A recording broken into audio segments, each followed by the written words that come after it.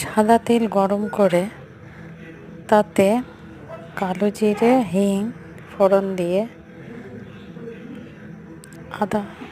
আদা বাটা দিয়ে ভালো করে নেড়ে নিয়ে যাতে আদার গন্ধটা চলে যায়, তারপর কড়াইশুঁটিটা দেওয়া হলো। কড়াইশুঁটি দিয়ে তার মধ্যে অল্প সামান্য ছাতু দিয়ে বেশ নেড়ে চেড়ে পুরো রেডি করে নেওয়া হলো।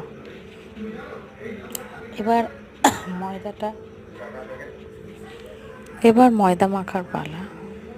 ময়দা মধ্যে ঘি গরম করে দিয়ে নুন চিনি বেশ করে দিয়ে ময়ান দিয়ে ভালো করে মেখে নেওয়া হলো।